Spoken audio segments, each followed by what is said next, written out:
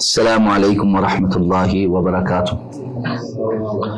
ان الحمد للہ رب العالمین والعاقبۃ للمتقین والصلاة والسلام علی سید الانبیاء والمرسلین نبینا محمد وعلی آلہ واصحابہ ومن تبعہم بإحسان الی یوم الدین. الحمد للہ الذی ہدانا لہذا وما كنا لنہتدی لولا ان ہدانا اللہ. رب اشرح لي صدري ويسر لي امري واحلل عقدة من لساني يفقهوا قولي. اللهم انفعنا بما علمتنا وعلمنا ما ينفعنا وزدنا علما. اللہ تعالیٰ کے فضل و احسان سے سورہ آل عمران کی آیت نمبر 120 تک ہمارا سبق مکمل ہو چکا ہے. آیت نمبر 121 سے انشاءاللہ آج ہم اپنی کلاس کا آغاز کریں گے. وَإِذْ غَدَوْتَ مِنْ أَهْلِكَ، اور جب آپ صبح سویرے اپنے گھر والوں سے نکلے، تبوئ المؤمنین مقاعد للقتال، اور آپ اہل ایمان کو دکھاتے تھے جنگ کی یا قتال کی جگہیں یا مقرر کردہ مقامات. واللہ سمیع علیم، اور اللہ رب العزت بہت زیادہ سننے والا اور علم رکھنے والا ہے. اذ ہم طائفتان منکم، جب تم میں سے دو گروہوں کو ایک فکر لاحق ہو گئی، ان تفشلا، کہ وہ دونوں ناکام ہو جائیں گے. واللہ ولیہما، جبکہ اللہ ان کا ولی تھا. وعلی اللہ فلیتوکل المؤمنون، اور اللہ ہی پر پس توکل کرتے ہیں اہل ایمان. وَلَقَدْ نَصَرَكُمُ اللَّهُ بِبَدْرٍ، اور البتہ تمہاری مدد کی اللہ نے بدر کے موقع پہ بھی. وَأَنْتُمْ أَذِلَّةٌ، جبکہ تم بڑے کمزور تھے. فَاتَّقُوا اللَّهَ لَعَلَّكُمْ تَشْكُرُونَ، تو بس اللہ کا تقوی اختیار کرو کہ شاید کہ تم شکر گزار ہو جاؤ. اذ تقول للمؤمنین، جب آپ اہل ایمان سے کہہ رہے تھے، الن یکفیکم، کیا تمہارے لیے کافی نہیں ہے، ان یمدکم ربکم، کہ تمہارا رب تمہاری مدد کرے، بثلاثۃ آلاف من الملائکۃ منزلین، 3000 فرشتوں سے جو نازل ہونے والے ہوں. بلا، کیوں نہیں، ان تصبروا وتتقوا، اگر تم صبر کرو اور تقوی اختیار کرو. ویاتوکم من فورہم ھذا، اور وہ تمہارے اوپر اپنے جوش میں آن پڑیں اس طرح سے. یمددکم ربکم، تو مدد کرے گا تمہارا رب تمہاری، بخمسۃ آلاف من الملائکۃ مسومین، 5000 فرشتوں سے جو نشان زدہ ہوں گے. وما جعلہ اللہ الا بشرا لکم، اور نہیں بنایا ہے اللہ نے اس کو سوائے تمہارے لیے خوشخبری کے لیے. ولتطمئن قلوبکم بہ، اور تاکہ اس کے ذریعے سے تمہارے دل مطمئن ہو جائیں. وما النصر الا من عند اللہ، اور مدد تو نہیں ہے سوائے اللہ کی جانب سے. العزیز الحکیم، جو بڑا ہی زبردست اور حکمت والا ہے. یقطع طرفا من الذین کفروا، تاکہ وہ ان لوگوں کی جنہوں نے کفر اختیار کیا ایک جانب کو کاٹ ڈالے. او یکبتہم، یا ان کو ذلیل و رسوا کرے. فینقلبوا خائبین، تو بس وہ واپس لوٹیں رسوا ہو کر، ناکام ہو کر. لیس لک من الامر شیء، آپ کے لیے اس معاملے میں کچھ بھی نہیں ہے. او یتوب علیہم، کہ وہ معاف کر دے ان کے اوپر سے توبہ کر دے. او یعذبہم، یا ان کو عذاب دے. فإنہم ظالمون، کہ یقیناً وہ ظالموں میں سے ہی. وَلِلَّهِ مَا فِي السَّمَاوَاتِ وَمَا فِي الْأَرْضِ، اور اللہ ہی کے لیے ہے جو کچھ آسمانوں اور زمین میں ہے. يَغْفِرُ لِمَن يَشَاءُ وَيُعَذِّبُ مَن يَشَاءُ، جسے چاہے بخش دے اور جسے چاہے وہ عذاب دے. وَاللَّهُ غَفُورٌ رَحِيمٌ، اور اللہ بہت زیادہ بخشنے والا، بار بار رحم فرمانے والا ہے. یا ایھا الذین آمنوا، ایمان والو، لا تأکلوا الربا، نہ تم سود کھاؤ، اضعافا مضاعفا، دگنا چگنا کر کے. واتقوا اللہ لعلکم تفلحون، اور اس اللہ کا تقوی اختیار کرو کہ شاید کہ تم فلاح پا جاؤ. واتقوا النار، اور اس آگ سے ڈرو، التی اعدت للکافرین، جو تیار کی گئی ہے کافروں کے لیے. واطیعوا اللہ والرسول، اور اللہ اور اس کے رسول کی اطاعت کرو، لعلکم ترحمون، کہ تاکہ تم رحم کر دیے جاؤ. وسارعوا الی مغفرۃ من ربکم، اور مسارعت کرو، یعنی ایک دوسرے سے آگے نکلنے کی کوشش کرو اپنے رب کی مغفرت کے لیے. وجنت، اور اس جنت کے لیے، عرضها السماوات والارض، جس کا عرض، جس کی چوڑائی آسمانوں اور زمین کے برابر ہے. اعدت للمتقین، جو تیار کی گئی ہے متقین کے لیے. الذین ينفقون فی السراء، یہ وہ لوگ ہیں جو خرچ کرتے ہیں آسانی میں بھی، والضراء، اور تنگی میں بھی، والکاظمین الغیظ، اور جو غصے پر قابو پانے والے ہیں. والعافین عن الناس، اور لوگوں سے درگزر کا معاملہ کرتے ہیں. اور ظلموا انفسهم، یا اپنی جانوں پر کوئی ظلم کرتے ہیں. ذکر اللہ، پھر اللہ کو یاد کرتے ہیں، فاستغفروا لذنوبہم، تو پس اپنے گناہوں کی استغفار طلب کرتے ہیں، ومن یغفر الذنوب الا اللہ، اور کون ہے جو بخشش کر دے گناہوں کی سوائے اللہ کے، ولم یصروا علی ما فعلوا، اور وہ اس پر مصر نہیں ہو جاتے جو انہوں نے کیا تھا، وہم یعلمون، اور وہ جانتے ہیں، اولئک جزاؤہم مغفرہ، یہی وہ لوگ ہیں جن کا بدلہ ہے بخشش کی صورت میں، من ربہم، ان کی جانب رب کی جانب سے، وجنات تجری من تحت الانہار، اور ایسے باغات ہیں جن کے نیچے سے نہریں بہتی ہیں، خالدین فیہا، جس میں وہ ہمیشہ رہیں گے، ونعم اجر العاملین، اور کیسا ہی بہترین بدلہ ہے عمل کرنے والوں کے لیے۔ ابتدائی آیت میں اللہ رب العزت نے غزوہ احد کا جو واقعہ تھا اس کی طرف اشارہ کیا ہے، فرمایا کہ جب آپ صبح صبح اپنے گھر والوں کے پاس سے نکل کر احد کے میدان میں صحابہ کرام کو ان کے لڑنے کی جگہ دکھا رہے تھے، تو اس کے بعد انہوں نے عرب قبائل کے ساتھ مل کر ایک بڑا لشکر تیار کیا کہ اس دفعہ تو ہم مسلمانوں کو بالکل ملیا میٹ کر کے آئیں گے۔ 3000 کی تعداد میں کفار کا لشکر تھا۔ انہوں نے مدینہ پر حملہ کرنے کے لیے آ کر احد کے قریب ایک جگہ پڑاؤ ڈالا۔ رسول اللہ صلی اللہ علیہ وسلم نے صحابہ کرام سے مشورہ کیا، تو مشورہ یہ ہوا کہ جنگ جو ہے وہ مدینہ کے اندر رہ کر دفاعی پوزیشن میں کی جائے یا باہر نکل کے حملہ کرنے کی صورت میں کی جائے، دو بدو کی جائے۔ جو بڑے صحابہ تھے، خود رسول اللہ صلی اللہ علیہ وسلم کا بھی رجحان اس جانب تھا کہ مدینہ کے اندر رہتے ہوئے دفاعی پوزیشن میں ان کو گلیوں محلوں میں گھیر کر جو ہے وہ جنگ لڑی جائے، اس میں مسلمانوں کا نقصان ہونے کا اندیشہ کم ہے۔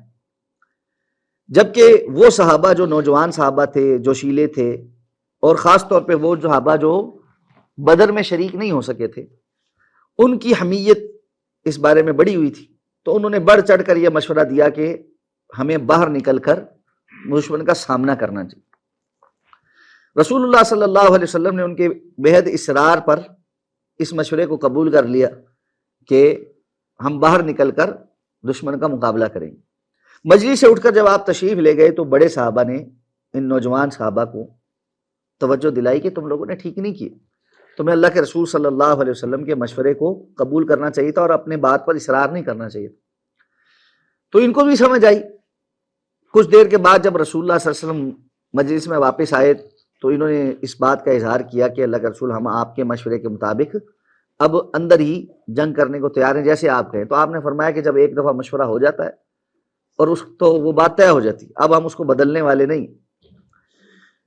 تو احد کے میدان میں اللہ کے رسول صلی اللہ علیہ وسلم صحابہ کو لے کر نکلے جس ٹائم، تو مسلمانوں کے لشکر کی تعداد 1000 تھی، لیکن اس سے پہلے کہ یہ احد کے میدان تک پہنچتے، عبداللہ بن ابی جو رئیس المنافقین ہے، وہ اپنے 300 کے قریب ساتھیوں کے ساتھ واپس ہو لیا، اس بات کو بہانہ بنا کر کہ چونکہ ہمارا تو مشورہ نہیں مانا کہ مدینہ کے اندر رہ کر لڑا جائے، کیونکہ منافقوں کا زیادہ مشورہ یہی تھا کہ مدینہ کے اندر رہ کر دفاعی پوزیشن میں جنگ کی جائے، کیوں کہ اس طرح وہ پہچانے نہیں جائیں۔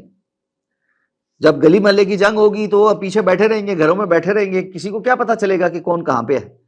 تو وہ اس پہ بہت مصر تھے کہ جی ہم مدینہ کے اندر ہی رہ کر جو ہے نا وہ کفار کا مقابلہ کریں۔ تو اب بہانہ بنایا کہ چونکہ ہمارا تو مشورہ نہیں مانا، اس لیے وہ 300 کے قریب اپنے ساتھیوں کو لے کر چلا گیا۔ پیچھے مسلمان جو ہے وہ 700 کے قریب مسلمان جو ہے یا اس سے کچھ تعداد کم تھی، باقی بچے۔ اب جب یہ منظر نامہ ہوا تو ایسے میں مسلمانوں کے گروہ میں سے، انصار میں سے، بنو سلمہ اور بنو حارثہ کے جو 2 قبیلے تھے نا، ان کے لوگ دل برداشتہ ہوئے۔ ان کو لگا کہ اب تو ہمارا پہلے ہی پھوٹ پڑ گئی ہے، لوگ واپس چلا گئے، اور اب ہمارا کیا بنے گا؟ 3000 کا لشکر ہے، ہم پیچھے 750 کے قریب لوگ بچ گئے، تو اور وہ بھی باہر نکل کے جو ہے نا جنگ لڑنی ہے۔ تو اللہ تعالیٰ نے فرمایا کہ جب اللہ کے رسول صلی اللہ علیہ وسلم آپ کو جو ہے صحابہ کو ان کے لڑنے کی جگہ دکھا رہے تھے، تو خاص طور پہ جو جبل رومات ہے، جس کو تیر اندازوں کی گھاٹی کہا جاتا ہے، یا چھوٹی پہاڑی جو اب بھی وہاں پر موجود ہے، جو لوگ گئے انہوں نے دیکھی ہے، آپ نے اس پر صحابہ کرام کو 50 صحابہ کا ایک دستہ جو ہے وہ اس کے اوپر مقرر کیا تھا، اور وہاں پر آپ صلی اللہ علیہ وسلم کا حکم یہ تھا کہ جب تک میں تمہیں یہاں سے ہلنے کا حکم نہ دوں تم نے نہیں ہلنا، خواہ تم دیکھو کہ ہماری لاشوں کو پرندے آ کر نوچنا شروع ہو گئے تب بھی تم نے اپنی جگہ سے نہیں ہلنا، اور تم دیکھو کہ دشمن بھاگ گیا ہے اور ہمیں فتح حاصل ہو گیا تب بھی تم نے اپنی جگہ سے نہیں ہلنا۔ تو یہ بڑے واضح احکامات تھے، اور یہ بات ذہن میں رہنی چاہیے کہ رسول اللہ صلی اللہ علیہ وسلم کی طرف سے بڑے ایکسپلیسٹ احکامات جب صراحت کے ساتھ براہ راست کسی کو دے دیے جائیں تو اس کی جو مخالفت ہوتی ہے اس کی سزا بھی بڑی ہوتی ہے۔ تو جب جنگ ہوئی، معروف واقعہ ہے، ابتدا میں ہی مسلمانوں نے بڑی فتح حاصل کی، مشرکین کے قدم اکھڑ گئے اور یہ سارے واپسی کو بھاگ گئے، مال و متاع چھوڑا۔ تو جو صحابہ کرام میدان میں موجود تھے انہوں نے مشرکین کا جو مال غنیمت تھا وہ سمیٹنا شروع کیا۔ اب یہ جو جبل رمات جو ہے، جو تیر اندازوں کا جو دستہ تھا، انہوں نے آپس میں بات چیت شروع کی کہ فتح تو ہو گئی، اب ہم یہاں کیوں کھڑے؟ ان کے جو کمانڈر تھے انہوں نے ان کو سمجھایا کہ اللہ کے رسول صلی اللہ علیہ وسلم نے بڑا واضح حکم دیا ہوا۔ تو باقی لوگ کہنے لگے کہ اللہ کے رسول صلی اللہ علیہ وسلم کا حکم ہمارے سر آنکھوں پہ، لیکن بات یہ ہے کہ وہ ایک احتیاطی تدبیر کے طور پہ آپ نے حکم دیا ہے، یعنی انہوں نے ایک اجتہاد کیا کہ جی فتح تو ہو گئی ہے، اب ہمیں نیچے اترنے میں کوئی مذائقہ نہیں۔ تو چند ایک صحابہ جن کی بعض روایات میں تعداد 10 کے قریب بنتی ہے، صرف وہ جو ہے پہاڑی پر رہ گئے اور باقی سارے نیچے اتر کے مال غنیمت سمیٹنے میں مشغول ہو گئے۔ حضرت خالد بن ولید رضی اللہ تعالیٰ عنہ جو اس وقت تک مسلمان نہیں ہوئے تھے اور کفار کے لشکر کے ایک دستے کے سپہ سالار تھے، جنگی حکمت عملی بڑی اچھے طریقے سے جانتے تھے، وہ پہلے سے ہی اس جگہ کو نا تاک میں لگائے ہوئے بیٹھے تھے۔ جب انہوں نے دیکھا کہ یہ لوگ جو ہے وہاں سے ہٹ گئے ہیں اور تھوڑے سے لوگ بچے ہیں، ان کو تو شہید کرنا ہمارے لیے مسئلہ ہی کوئی نہیں، تو انہوں نے میدان کی دوسری طرف سے لمبا چکر کاٹا اور اپنے دستے کے ساتھ جبل رمات والی سائڈ سے حملہ کیا، جو صحابہ وہاں موجود تھے ان کو شہید کیا۔ اب مسلمانوں کی کیفیت یہ ہو گئی کہ وہ میدان میں آگے چلے گئے تھے، مشرکین جو آگے بھاگ رہے ہیں ان کا مال سمیٹ رہے ہیں، لڑائی کی طرف سے توجہ ہٹی ہوئی ہے، اور خالد بن ولید کا دستہ جو ہے وہ مسلمانوں کی پشت سے آ کر ان پر حملہ آور ہو، جس کے نتیجے میں ایک دم بکھراہٹ پھیل جاتی اور جو صحابہ ہیں وہ تتر بتر ہو جاتے۔ رسول اللہ صلی اللہ علیہ وسلم کے ساتھ بھی صحابہ کی ایک بڑی تھوڑی تعداد باقی بچتی۔ ایسے میں اللہ کے رسول صلی اللہ علیہ وسلم پہاڑی کی طرف جو ہے وہ جاتے ہیں، اور پھر آہستہ آہستہ صحابہ کرام آپ کے ارد گرد جمع ہونے شروع ہوتے ہیں۔ اس دوران مصعب بن عمیر رضی اللہ تعالیٰ عنہ شہید ہو جاتے ہیں، چونکہ ان کی شباہت رسول اللہ صلی اللہ علیہ وسلم سے بہت زیادہ تھی، تو کفار یہ بھی مشہور کر دیتے ہیں کہ اللہ کے رسول تو فوت ہو گئے، شہید ہو گئے۔ اب مسلمانوں میں سے بہت سارے لوگ یہ خبر سن کے ہی ہتھیار چھوڑ دیتے ہیں، دل چھوڑ دیتے ہیں کہ اب ہمارے لڑنے کا کیا فائدہ جب اللہ کے رسول ہی اس دنیا سے چلے گئے۔ لیکن تھوڑی دیر میں اللہ کے رسول کی طرف سے جب مسلمانوں کو پکارا جاتا ہے اور آواز لگتی ہے تو مسلمانوں کو پتہ لگتا ہے کہ جو ہے اللہ کے رسول موجود ہیں۔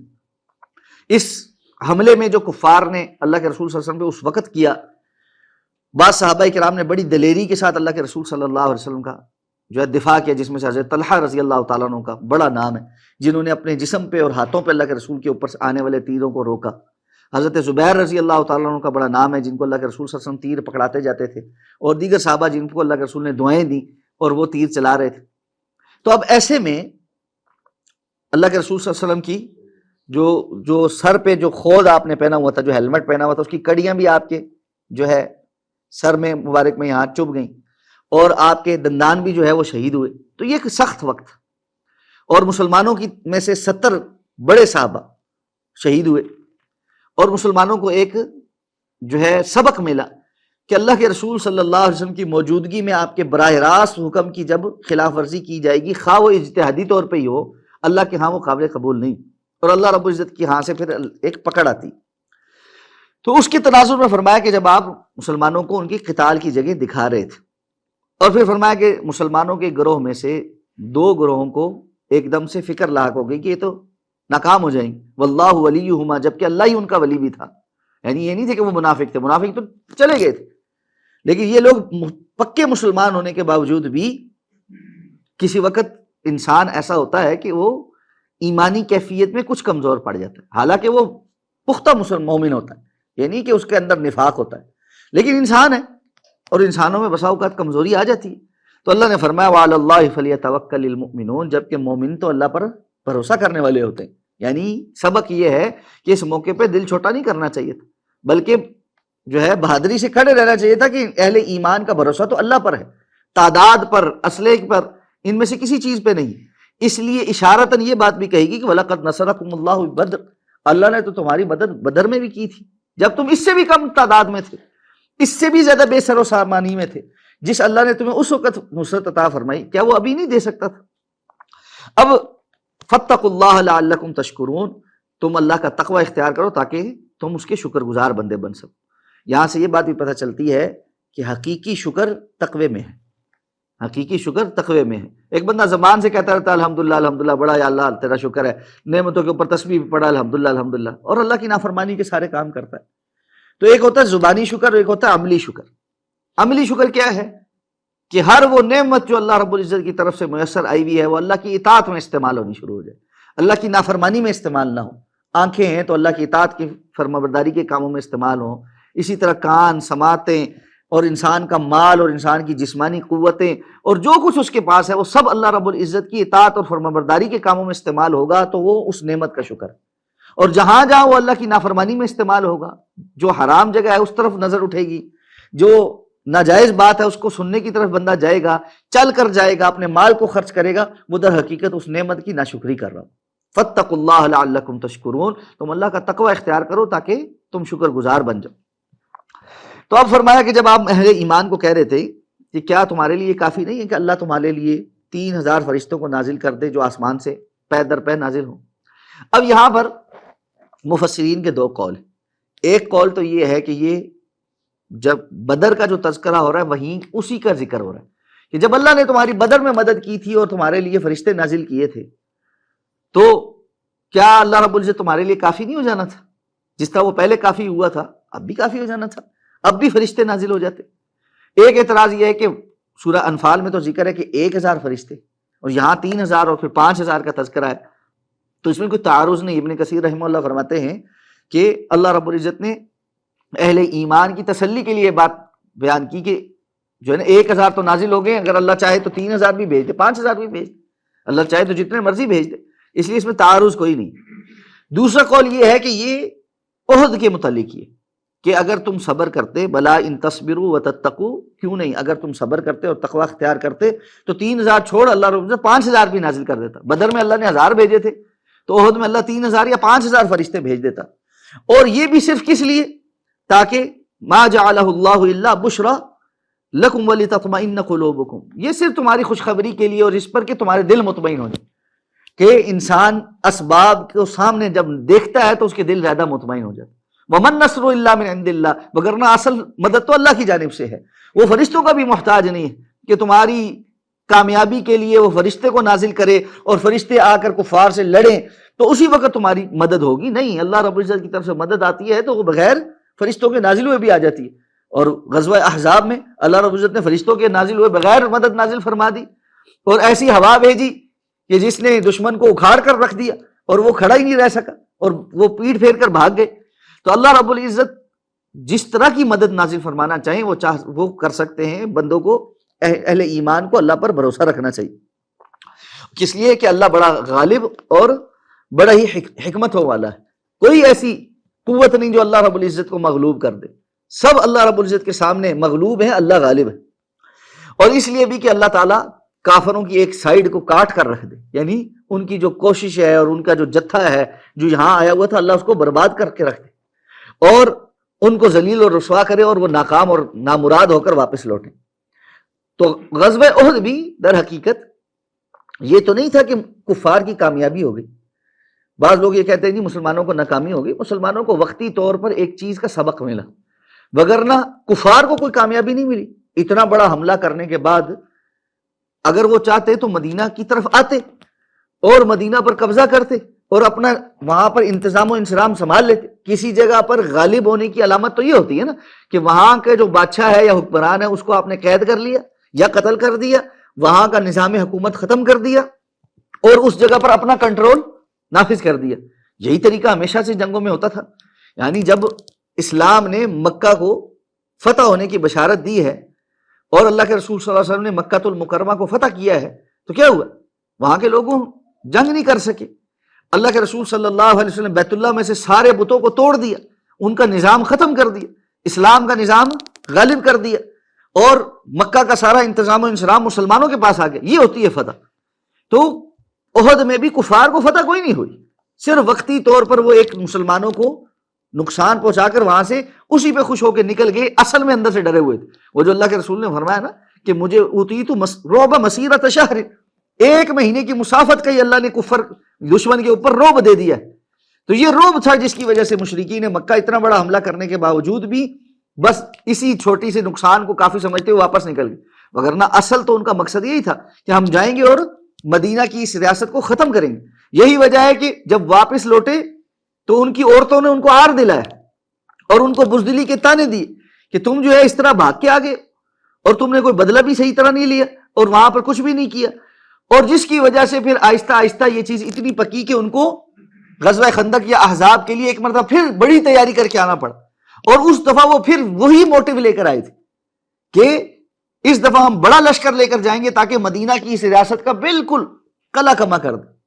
اور جب وہاں پر ناکامی ہوئی تو اللہ کے رسول صلی اللہ علیہ وسلم نے اعلان کر دیا تھا صحابہ کے سامنے کہ یہ آخری ان کا حملہ تھا، آج کے بعد یہ ہم پر حملہ نہیں کریں گے بلکہ ہم ان کے اوپر حملہ کریں گے۔ ان کی جو قوت اور شان اور طاقت تھی وہ ٹوٹ چکی، تو اس لیے یہ جو وقتی کامیابی تھی یہ کوئی فتح نہیں تھی۔ تو اللہ تعالیٰ نے فرمایا تاکہ کافروں کو اللہ رب العزت ایک سائیڈ ان کی کاٹ کے رکھ دے اور ان کو ذلیل و رسوا کرے اور وہ ناکام ہو کے واپس لوٹیں، تو عہد سے بھی وہ ناکام ہی واپس لوٹے۔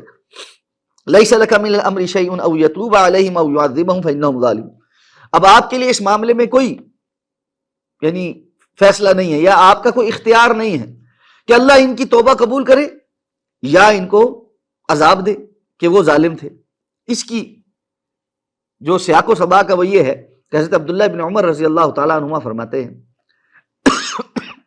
کہ دو واقعات پر رسول اللہ صلی اللہ علیہ وسلم نے کفار کے نام لے کر جو ہے نا ان پر نماز میں لعنت بھیجنی شروع کی۔ ایک تو بئر معونہ کا جو واقعہ ہوا جس میں 70 کے قریب صحابہ کرام کو کچھ لوگ آئے اور آ کر کہا اللہ کے رسول کو کہ آپ اپنے صحابہ کو ہمارے ساتھ بھیجیں دعوت تبلیغ کا کام کرنے کے لیے۔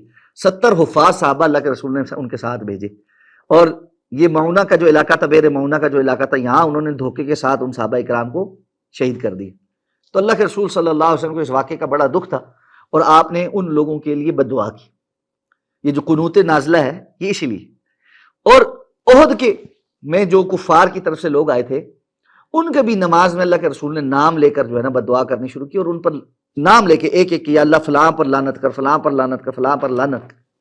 جب یہ واقعہ ہوا نا تو یہ آیات نازل ہوئی کہ اللہ رب العزت نے فرمایا کہ آپ کا اختیار نہیں ہے کہ فلاں پر نام لے کر آپ لعنت کریں کہ جی اس پر بھی لعنت کر دے، اس پر بھی لعنت کر دے۔ اللہ رب العزت کا ہی یہ اختیار ہے، اللہ چاہے تو ان کی توبہ قبول کر لے، ان کو توبہ کی توفیق دے دے، اور اللہ چاہے تو ان کی بخشش کر دے، اور نہ چاہے تو عذاب دے، اور یہ ظالم ہے تو اللہ عذاب دے۔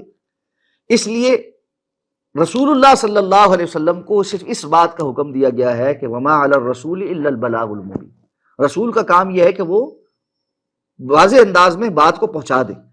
آگے لوگوں کا معاملہ کیا ہوگا یہ جو ہے نا اللہ کے رسول صلی اللہ علیہ وسلم کا اختیار نہیں۔ اسی لیے جا بجا دعوتی کام کے دوران اللہ تعالیٰ نے حکم اس بات کا دیا ہے کہ بندہ صبر کرے اور جو ہے نا حکمت سے کام لے اور طیش میں نہ آئے۔ اور اسی لیے جو ہے نا اللہ رب العزت نے اس بات کا بھی حکم دیا کہ اگر کبھی ایسا ہو کہ دعوتی کام کرتے ہوئے آپ کو شیطان کی طرف سے کسی اکساہٹ کا اندیشہ ہو فاستعذ باللہ، تو آپ اللہ رب العزت سے پناہ طلب کریں کہ وہی سننے والا اور بہت زیادہ علم رکھنے والا ہے۔ تو یہاں پر بھی اگلی آیات میں دیکھیں اہل ایمان کا ایک وصف کا ذکر ہوا ہے کہ جو وہ کیا ہے والکاظمین الغیظ، کہ وہ اپنے غصے کو پی جانے والے ہوتے۔ اس لیے آپ صلی اللہ علیہ وسلم کا نام لے کر بدعا کرنا یا لعنت بھیجنا اس سے آپ کو روک دیا گیا۔ تو پھر مطلق جو لعنت ہے کہ یا اللہ کفار کے اوپر جو آپ کے دین کے لیے رکاوٹ بنتے ہیں ان کو آپ برباد کریں، ان پر لعنت کریں، یہ تو مسنون عمل ہے۔ لیکن کسی ایک فرد کو متعین کر کے لعنت بھیجنا یہ درست بات نہیں ہوگی، کہ ممکن ہے اللہ اس کو ہدایت عطا فرما دے، اللہ رب العزت کے ہاں ہدایت کے قابل ہوں۔ تو وہ لوگ عبداللہ بن عمر بیان کرتے ہیں کہ جن کے نام میں لے کے آپ صلی اللہ علیہ وسلم نے احد کے حوالے سے بدعا کی تھی، ان میں سے بعد میں بہت سارے لوگ مسلمان ہو گئے، وہ ہدایت یافتہ ہو گئے۔ تو اللہ رب العزت نے فرمایا وَلِلَّهِ مَا فِي السَّمَاوَاتِ وَالْأَرْضِ، جو کچھ آسمانوں اور زمین میں ہے اللہ کا ہے۔ یغفر لمن یشاء ویعذب من یشاء، جس کو چاہے اللہ بخش دے، جس کو چاہے اللہ عذاب عطا فرمائے۔ یہ اللہ کا استحقاق اور اختیار ہے، اس معاملے میں مخلوق کو کسی قسم کی مداخلت کرنے کی اجازت نہیں۔ اس لیے کفر کے فتوے بانٹنا، جہنم کے دروغے بن جانا، اور لوگوں کو جو ہے نا ہانک ہانک کر جہنم کی طرف کہنا کہ یہ تو بس اب اس کی بخشش ہی نہیں ہوگی، اور یا پھر بالکل ہی جنت کا پروانہ اپنے ہاتھ میں لے کر پھرنا کہ جی جو ہمارے ساتھ بیعت ہو جائے گا اور جو ہمارے ساتھ چلے گا وہ سارا بالکل جنتی ہے، اور کسی قسم کے اب عمل کی ضرورت نہیں رہی کہ جی یہ جو پیر صاحب کے بیعت ہو گئے ہیں اور فلاں ہو گئے اور اس کے مرید ہے تو اس کا مرید ہے، اور قیامت کے دن وہ جانے اور اللہ جانے اور اس نے تو جانا ہی جنت میں ہے۔ یہ ساری باتیں بہت بڑی جرت کی باتیں، یہ جہالت کی باتیں بھی ہیں اور اپنی حد سے تجاوز کرنے کی باتیں بھی۔ اور ہمارے سامنے وہ حدیث موجود ہے، اللہ کے رسول نے فرمایا تھا بنی اسرائیل میں دو بندے تھے، ایک دوست تھے آپس میں، ایک بڑا نیک تھا اور ایک گناہ گار تھا۔ نیک گناہ گار کو بار بار منع کرتا تھا کہ تو گناہ نہ کر۔ ایک دن اس نے اس کو کوئی سنگین گناہ کرتے ہوئے دیکھا تو کہا اللہ کی قسم اللہ اب تجھے نہیں بخشے گا، اور وہ کہنے لگا تم مجھ پہ فتوے کیوں لگاتا ہے، مجھے اور میرے رب کو چھوڑ دے، میں جانوں میرا رب جانے۔ اللہ کے رسول صلی اللہ علیہ وسلم نے فرمایا جب اس نے قسم اٹھا کے کہا نا کہ اللہ تجھے نہیں بخشے گا، اللہ نے دونوں کو فوت کیا، اور جس نے قسم اٹھا کر یہ کہا تھا اس کو کہا کہ تجھے کس نے اس یہ ایک بات کا اختیار دیا تھا کہ قسمیں اٹھائے کہ اللہ اس کو نہیں بخشے گا، اور اس بات پر اس کو جہنم میں ڈالا۔ اور جس کو یہ رحمت کی امید تھی کہ اللہ مجھے معاف کر دے گا، اس کو معاف کر دی۔ اس لیے یہ اللہ کا اختیار، جس کو چاہے معاف فرما دے، جس کو چاہے عذاب دے۔ ہاں یہ بات ضرور ہے کہ وہ عادل بھی ہے، منصف بھی ہے، مالک یوم الدین ہے۔ یہ نہیں ہے کہ اللہ رب العزت کے یہاں ناانصافی کی بنا پر ایسے فیصلے ہوں، بلکہ ہوگا انصاف پر مبنی فیصلہ ہی، لیکن کس کی بخشش کس عمل پر ہو رہی ہے، اس کے پیچھے اس کی نیت کیا ہے، کتنا اخلاص اس میں موجود ہے، کس قدر وہ اللہ کے ہاں کس کیفیت کے ساتھ پہنچا ہے، یہ اللہ ہی جانتے، کیونکہ نیتیں تولنے پرکھنے کا کسی انسان کے پاس اور کسی مخلوق کے پاس کوئی پیمانہ نہیں، وہ اللہ ہی جانتے۔ اس لیے جس بندے نے بنی اسرائیل میں 99 قتل کیے، پھر مفتی کو بھی قتل کیا، سینچری پوری کی، اور پھر بھی پریشان رہا، اور جب اس کو بتایا گیا کہ نیک لوگوں کی صحبت میں جاؤ تو تمہاری کچھ اصلاح ہو جائے، تو اللہ سے معافی مانگو گے اللہ معاف کر دے گا، تو اس طرف جانے لگا۔ جب موت آئی تو اس بستی کی طرف گھسٹ رہا تھا اور تھوڑا آگے ہونے کی کوشش کر رہا تھا۔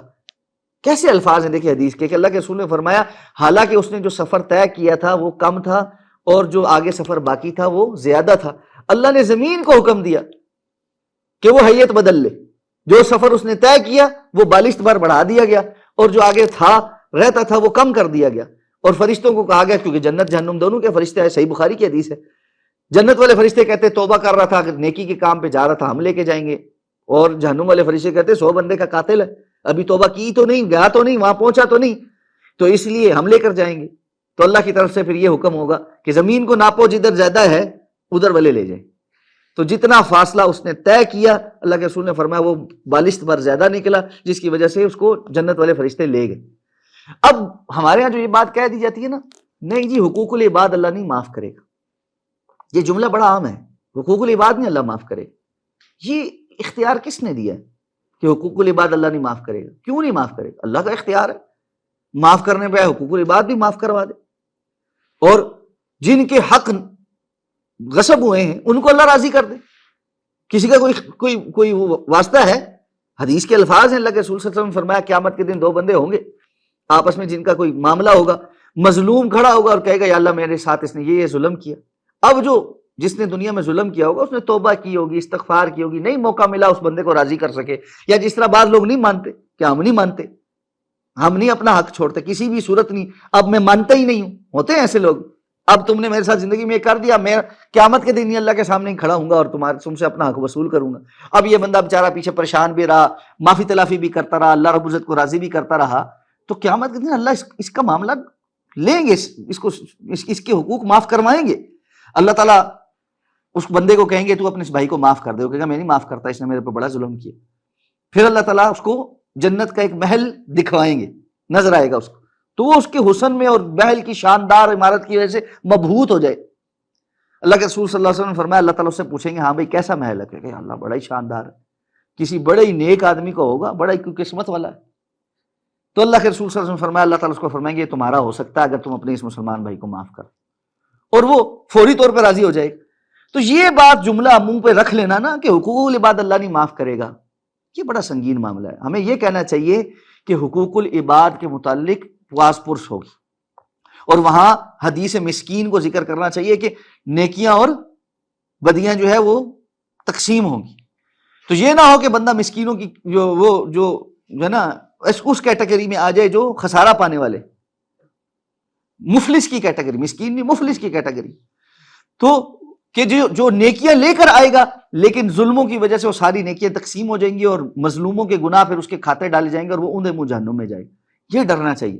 لیکن جو بندہ اللہ سے سچے دل سے توبہ کر لے، استغفار کر لے اور کوشش کرے اپنی طرف سے لوگوں کو راضی کرنے کی، یہ نہیں ہے کہ استغفار اور توبہ کا معاملہ یہ ہے کہ وہ حق ادا کر سکتا ہے لیکن کر نہیں رہا، مال کھایا ہوا ہے، کہتا جی میں معافی مانگتا ہوں، مال پاس ہے، جن کا حق ہے ان کو دے۔ یہ تو جھوٹی توبہ ہے نا کہ مال تو میرے پاس ہے اب میں جو ہے دیتا ہی نہیں ہوں۔ تو جس حق کا مداوع ہو سکتا ہے وہ تو کرنا پڑے گا۔ اب ایک بندے نے قتل کیا، جس طرح اس بندے نے قتل کیے تھے، اب وہ مقتولوں کو زندہ تو نہیں کر سکتا، کیا کرے گا؟ کچھ بھی نہیں کر سکتا نا، تو وہ تو توبہ ہی کرے گا۔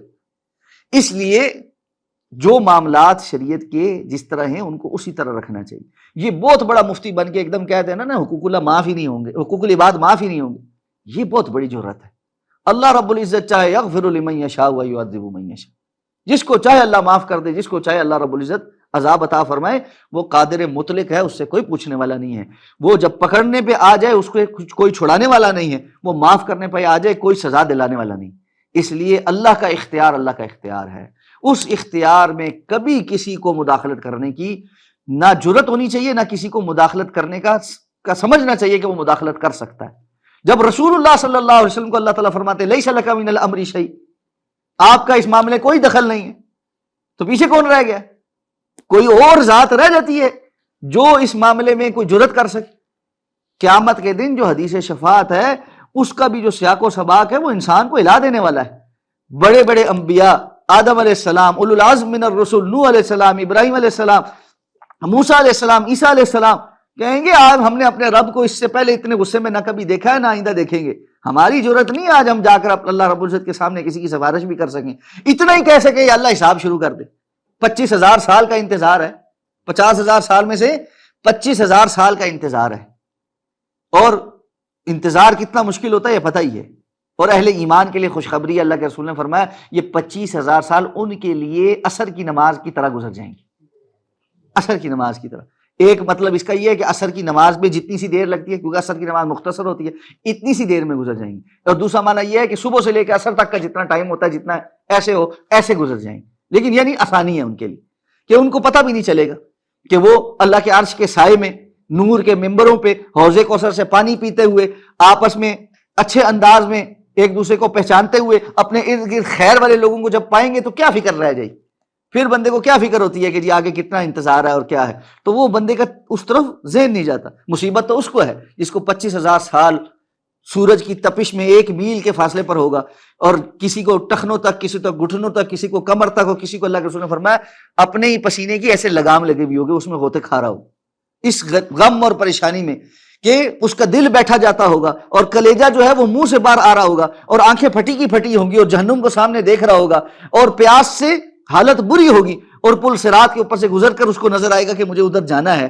اور ابھی حساب کتاب ہونا، اور رب کے سامنے کھڑا ہونا، اور سوالوں کے جواب دینے، اور مجھ سے ابھی میرا رب ملاقات کرے گا اور پوچھے گا کہ تو نے زندگی میں کیا کیا ہے، زندگی دی تھی کہاں گئی ہے، مال دیا تھا کہاں سے کمایا تھا، کہاں خرچ کیا تھا، علم دیا تھا کتنا عمل کیا تھا، اور اللہ رب العزت نے جوانی دی تھی وہ کہاں گئی تھی۔ یہ سوالوں کے جواب دینے کی فکر جس ٹائم سمجھ رہے اور پلے کچھ نہ ہو، اور 25,000 سال اس فکر میں لگ جائیں کہ ابھی حساب ہوگا، ابھی حساب ہوگا، ہو تو اس لیے یہ جو ہے نا یہ اللہ رب العزت کی شان بہت عظیم۔ تو انبیاء بھی اس وقت کہیں گے بھائی ہم اللہ کے سامنے آج نہیں جانے والے، تو جب عیسیٰ علیہ السلام کہیں گے تم اللہ کے رسول کے پاس جاؤ، آج وہی ہیں جو کچھ بات کر سکتے ہیں، تو اللہ کے رسول صلی اللہ علیہ وسلم بھی جب لوگوں کی یہ بات سنیں گے تو یہ نہیں کہیں گے کہ بس جاتا ہوں میں اللہ کے سامنے اور جا کے جو کچھ مرضی کہتا ہوں. آپ نے فرمایا میں اللہ کے عرش کے سامنے سجدے میں گر جاؤں گا اور اللہ کی ان الفاظ میں تعریف بیان کروں گا جو مجھے آج بھی نہیں پتا. اللہ مجھے اسی دن سکھائیں گے. کتنی دیر سجدے میں رہوں گا کوئی پتہ نہیں، کتنی دیر سجدے میں رہوں گا. اس کے بعد مجھے کہا جائے گا ارفع رأسک سل توتا وشف تشفع، آپ اپنا سر اٹھائیے، اب سوال کیجئے. آپ مانگیں گے دے گا اللہ ہی، آپ سفارش کریں گے قبول اللہ ہی کرے گا، اختیار اللہ کا ہی ہے. اس لیے یہ حفظ مراتب جو ہے نا، اس کو ذہن میں رکھنا چاہیے. اللہ الصمد، اللہ کی ذات بے نیاز ہے، اللہ کی ذات بے نیاز ہے. قرآن آپ پڑھیں گے آپ کو جا بجا یہ بات نظر آئے گی. اللہ کی ذات بہت زیادہ غیرت والی اور بہت زیادہ بے نیاز ذات. وہ ذرا برابر کسی کا احسان اپنے اوپر نہیں رکھتا، اور اللہ کی ذات کے مقابل کوئی اللہ کو مجبور کرنے والا نہیں، کوئی اللہ کو مجبور کرنے والا نہیں. سارے انسان، اللہ کے رسول صلی اللہ علیہ وسلم نے فرمایا دنیا میں سب سے متقی انسان کے دلوں جیسے سب کے دل ہو جائیں، سارے اللہ کے ایسے فرما بردار ہو جائیں، اس کی بادشاہی میں کوئی اضافہ نہیں. اور دنیا میں ساری مخلوق، سارے انسان سب سے بدترین اللہ کے نافرمان انسان جیسے دل کے ساتھ اللہ کی نافرمانی کرنے لگ جائے، اللہ کی بادشاہت میں کوئی کمی نہیں. وہ بے نیاز ذات. اس لیے اللہ رب العزت کی ذات کے بارے میں، اس کی شان، اس کی ہیبت، اس کی عظمت، اس کی جو رفعت اور بلندی ہے، اس کے احساس کو کبھی کم نہیں ہونے دینا چاہیے. کبھی. آپ یہ سوچیں، حدیث میں آتا ہے فرشتوں کو جب اللہ رب العزت کی طرف سے کوئی حکم ملتا ہے، جبریل امین کی طرف جانب سے آسمان دنیا پر جیسے ہی یہ بات پہنچتی ہے کہ اللہ کی طرف سے کوئی حکم آنے لگا، تو فرشتے ایسے پار پھڑ پڑاتے اور اس کے بعد اللہ کی عظمت اور ہیبت کو محسوس کرتے ہوئے بے ہوش ہو جاتے ہیں. وہ اس بات کو سمجھتے ہیں کہ اللہ رب العزت کی طرف سے ہمارے لیے کوئی حکم آ گیا، اللہ کی طرف سے. اللہ اکبر. اور پھر جب ہوش آتا ہے تو پھر پوچھتے ہیں کہ ہمارے رب نے کیا کہا. اور رب کائنات اس کے سامنے بندہ کھڑا ہو اور اس کے رونگٹے نہ اٹھ جائیں اور وہ اپنے رب کی عظمت اور شان کو محسوس کرے، تو اس کا دل جو ہے وہ ایسے جو ہے نا، یعنی اپنے رب کی عظمت کو محسوس کرتے ہوئے ایسے نور سے نہ بھر جائے، اور وہ اس کی ہیبت اور اس کی شان کی جو رفعت اور بلندی ہے اس کے سامنے اپنے معاملات کو انتہائی حقیر نہ سمجھنا شروع ہو جائے. میں کبھی کبھی یہ مثال اللہ نے سجھائی ہے کہ ہم مخلوق ہیں اور اللہ اور ہمارے درمیان کسی قسم کی کوئی مثال بھی اور کوئی شباہت بھی نہیں، صرف بات کو سمجھنے کے لیے کہ ایک کیڑی یہاں پہ چونٹی دوڑ رہی ہو اور اس نے ایک دانہ ایسے اٹھایا ہوا ہو اور اس کا وہ دانہ گر جائے، ٹھیک ہے، تو اس کو کتنی پریشانی لاحق ہوتی ہے. میرے لیے وہ دانہ کیا حیثیت رکھتا ہے اور چونٹی کی کیا حیثیت ہے، اور چونٹی کا یہاں سے وہاں تک کا سفر اس کے لیے کتنا مشکل ہے، اور میرے لیے اس کو اٹھا کر وہاں یوں رکھ دینا کیا ہے. حالانکہ میں اس کائنات میں چونٹی سے زیادہ حقیر ہوں. میں چھوڑ ہماری زمین، ہمارا سیارہ، اس چونٹی پھر ہمیں نظر آتی ہے، آنکھ سے دکھتی ہے، اس کائنات میں دکھتی بھی نہیں. ہوبل یعنی بڑے بڑے ٹیلیسکوپ سے دکھتی نہیں، اتنی سی ہماری کیفیت ہے. وہ عظیم الشان رب، اس کے لیے ہمارے معاملات، ہمارے مسائل، ہماری دنیا کی یہ چھوٹی چھوٹی جو ہے نا ایچی بیچی، اس کی کوئی حیثیت ہے؟ اور پھر بندہ کہے جی کہ میں پریشان ہوں، مجھے سمجھ نہیں آتی، مجھے سٹریس بڑا ہے، میں جاؤں کہاں، مجھے پتہ نہیں لگتا، میرے پاس کوئی بندہ نہیں ہے، کوئی ہے نہیں ہے جس کے سامنے میں اپنی بات کر سکوں. اس نے اللہ کو پہچانا ہی نہیں، اس نے اس کی عظمت کو ہی نہیں پہچانا، اس نے اتنی بلندی اور رفعت کو ہی نہیں پہچانا. اور سب سے بڑھ کر حیران کن بات یہ ہے، اس قدر رفعت، بلندی، شان اور عظمت کے باوجود وہ اتنی حقیر مخلوق کے بارے میں بھی رحم دل. اللہ رب العزت نے قرآن مجید میں فرمایا سورہ حدید کے اندر کہ وہ اپنے بندے پر آیات نازل فرماتا ہے، ٹھیک ہے، اس نے یہ آیات، یہ سارا انتظام، رسولوں کا انتظام، سب کچھ کرا. کیوں؟ ان اللہ بکم لرؤوف الرحیم، اللہ تمہارے ساتھ بڑا ہی رؤوف الرحیم ہے، بڑا محبت کرنے والا ہے، اپنی مخلوق ہے، اللہ رب العزت کی خلق ہے. ھذا خلق اللہ، یہ اللہ کی مخلوق ہے، یہ اللہ نے خلقت پیدا کی ہے. جب اس نے پیدا کیا ہے تو وہ اپنے مخلوق کے معاملات کو بھی جانتا ہے. اسی لیے سید ابوبکر غزنوی رحمہ اللہ نے اپنی کتاب میں لکھا ہے کہ بھائیو، جس ٹائم اللہ کے در پہ جاؤ، عاجزی اختیار کر کے اس کے در پہ پڑ جاؤ. ہمارے میں سے دنیا میں تھوڑا سا بھی غیرت والا بندہ ہو اور تھوڑا وسیع القلب بندہ ہو، اس کے گھر پہ آ کے اس کے دروازے پہ کوئی پڑ جائے تو اس کی روٹی اور اس کے کھانے پینے کا اور اس کے رات ٹھہرنے کا انتظام تو بندہ بھی کرتا ہے. کسی کے گھر کوئی آ کے پڑ جائے اور کہ میں نہیں جاتا اور وہیں پڑا ہو، تو بندہ اگر سمجھدار ہے، غیرت والا ہو اور خاندانی ہو، تو یہ تو نہیں کہتا نا بھوکا پڑا رہے، وہ بھی کہتا ہے یار اپنے ملازموں کو بھائی دیکھنا روٹی شوٹی سونے کی جگہ کچھ دینا، اس کو یہ نہ ہو کہ بھوکا مرتا رہے۔ تو اللہ رب العزت کے در پہ جو آئے گا وہ اس کی یہ دنیا کے معاملات، اس کی روزی روٹی، اس کی یہ چھوٹی موٹی پریشانی، ان کا کچھ نہیں کرے گا۔ اور رب کائنات ہے، رب کائنات ہے، اس لیے اللہ کے حضور اس کی شان، اس کی عظمت، اس کی رفعت، اس کی بلندی، اس کے خزانے، ان سب کا تصور کر کے اس کے حضور اپنی عرضیاں پیش کرنی چاہیے، اور اطمینان میں رہنا چاہیے، یقین میں رہنا چاہیے کہ وہ مالک ضائع نہیں کرے، اور اس کی اس عظمتوں کے اندر نہ دخل اندازیاں نہیں کرنی چاہیے، اس کی شان کے اور رفتوں کے اندر نہ آ کر اپنی جو ہے نا چھوٹی چھوٹی سوچیں نہیں ڈالنی چاہیے۔ اسی لیے صحابہ کرام میں سے ایک نے دیکھا کہ ان کا بیٹا دعا کر رہا ہے، یا اللہ مجھے جنت میں دائیں جانب پہ نہر کے کنارے سفید رنگ کا ایک ایسا ایسا محل چاہیے۔ انہوں نے کہا یہ کیا کر رہے؟ اللہ کے رسول نے ہمیں یہ کچھ نہیں سکھایا کہ تم اللہ کو بتاؤ کہ تمہیں یہ چاہیے، یہ چاہیے، اس طرح چاہیے، فلاں چاہیے۔ اللہ رب العزت سے مطلقاً جنت کا سوال کرو جو اس نے دینا، لا عین رأت ولا اذن سمعت ولا خطر علی قلب بشر، تمہارے وہم و گمان میں بھی نہیں آ سکتا۔ فلا تعلم نفس ما اخفی لهم من قرۃ اعین، کوئی نفس جانتا ہی نہیں اللہ نے ان کی آنکھوں کی ٹھنڈک کا کیسا کیسا سامان جو ہے وہ چھپا کے رکھا ہوا ہے۔ اس لیے اللہ رب العزت کو سبق نہیں سکھائے جاتے۔ یمنون علیک ان اسلموا قل لا تمنوا علی اسلامکم بل اللہ یمن علیکم ان ہداکم للایمان، تو اللہ پر احسان نہیں چڑھائے جاتے، اللہ رب العزت کو نہیں بتایا جاتا کہ ہم نے یہ کیا اور ایسے کیا اور ہوا، اور اللہ اب ایسے کر دے اور ایسے کر دے اور ایسے کر دے۔ اللہ کے حضور پیش ہوں، جو پریشانی ہے اس کو رکھے، اللہ میں انسان ہوں، کمزور ہوں، اس دنیا میں ہوں، میرے لیے دنیا کے معاملات بڑھ جاتے ہیں، آپ کی شان بہت بڑی ہے، میں مخلوق کمزور ہوں، چونٹی کے لیے دانا بہت بھاری ہے، آپ کے لیے تو کوئی بھاری نہیں ہے، میں چونٹی کی سے بھی کم حیثیت رکھنے والا، میرے لیے پہاڑ بن رہا ہے، آپ کے لیے تو کوئی پہاڑ نہیں ہے، بس مجھے اس سے نجات چاہیے، مجھے اس میں آسانی چاہیے، کہاں سے آئے گی، کیسے آئے گی، کدھر سے آئے گی، یہ کچھ اللہ کو بتانے کی ضرورت نہیں ہے۔ اللہ رب العزت بڑی عظمت والی ذات، اس لیے یہ جو اللہ کی عظمت اور ہیبت ہے اس کو کبھی زندگی میں کم نہیں ہونے دے۔ اللہ رب العزت کی ذات کا استخفاف اللہ کو قبول نہیں۔ یہ جو اللہ کی ذات کا جو لوگ استخفاف کر دیتے ہیں نا کہ اللہ رب العزت کو ہلکا بنا دیتے، یہ بہت کبیرہ گناہوں میں سے بڑا گناہ کہ بندہ اللہ رب العزت کی ذات کو چھوٹا کر اور کسی اور کی شان اتنی بڑھا دے کہ وہ اللہ رب العزت کے مقابل بھی کھڑا ہو سکتا ہے، کوئی اللہ کے مقابل کھڑا نہیں ہو سکتا۔ اللہم لا مانع لما اعطیت ولا معطی لما منعت ولا ينفع ذا الجد منک الجد اعلم ان الدنيا لو اجتمعت على ان ينفعوك بشيء لم ينفعوك بشيء الا وقد كتب الله لك واعلم ان الدنيا لو اجتمعت على ان يضروك بشيء لم يضرك بشيء الا وقد كتب الله عليك۔ اللہ کے رسول نے حضرت عبداللہ ابن عباس کو سکھایا تھا، اعلم، جان لو، یہ بات پختہ کر لو اپنے اندر، اللہ کی مرضی سے ہوتا ہے، کسی اور کے کرنے سے کچھ نہیں ہوتا۔ اللہ چاہتا ہے تو ہو جاتا ہے، ساری دنیا مل کر چاہے نہیں ہو سکتا، اللہ رب العزت دے دے ساری دنیا مل کر نہیں چھین سکتی۔ اور رشتہ داروں نے جادو کر دیا، فلانے نے کر دیا، بندش کرا دی، یہ کر دیا، وہ کر دیا، سب ڈھکوس لیں، کچھ بھی نہیں۔